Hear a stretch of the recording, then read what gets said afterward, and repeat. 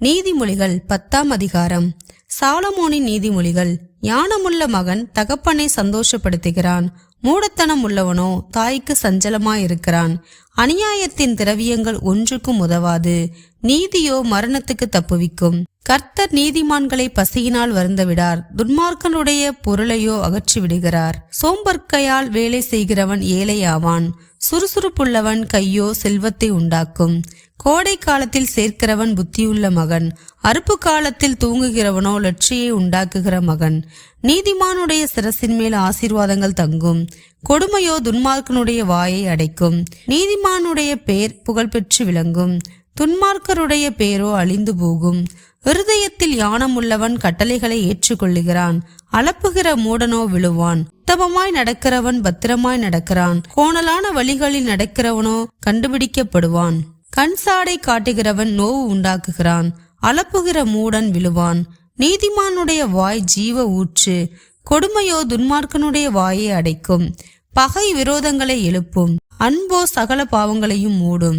புத்திமானுடைய உதடுகளில் விளங்குவது ஞானம், மதிகேடனுடைய முதுகுக்கு ஏற்றது பிரம்பு. ஞானவான்கள் அறிவை சேர்த்து வைக்கிறார்கள், மூடனுடைய வாய்க்கு கேடு சமீபித்திருக்கிறது. ஐஸ்வர்யவானுடைய பொருள் அவனுக்கு அரணான பட்டணம், ஏழைகளின் வறுமையோ அவர்களை கலங்க பண்ணும்.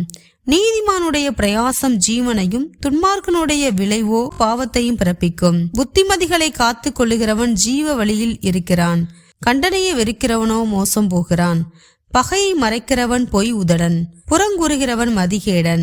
சொற்களின் மிகுதியில் பாவம் இல்லாமற் போகாது, தன் உதடுகளை அடக்குகிறவனோ புத்திமான். நீதிமானுடைய நாவு சுத்த வெள்ளி, துன்மார்க்கனுடைய மனம் அற்ப விலையும் பெறாது. நீதிமானுடைய உதடுகள் அநேகரை போஷிக்கும், மூடரோ மதியீனத்தினால் மாளுவார்கள். கர்த்தரின் ஆசீர்வாதமே ஐஸ்வர்யத்தை தரும், அதனோடே அவர் வேதனையை கூட்டார்.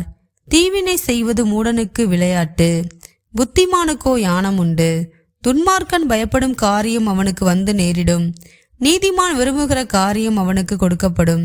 சுழல் காற்று கடந்து போவது போல் துன்மார்க்கன் கடந்து போவான், நீதிமானோ நித்திய அஸ்திபாரம் உள்ளவன்.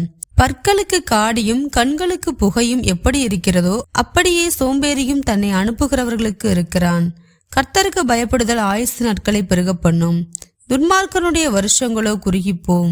நீதிமான்களின் நம்பிக்கை மகிழ்ச்சியாகும், துன்மார்க்கனுடைய அபேட்சியோ அழியும். கர்த்தரின் வழி உத்தமர்களுக்கு அரண், அக்கிரமக்காரருக்கோ கலக்கம். நீதிமான் என்றும் அசைக்கப்படுவதில்லை, துன்மார்க்கன் பூமியில் வசிப்பதில்லை. நீதிமானுடைய வாய் ஞானத்தை வெளிப்படுத்தும், மாறுபாடுள்ள நாவோ அறுப்புண்டு போம்.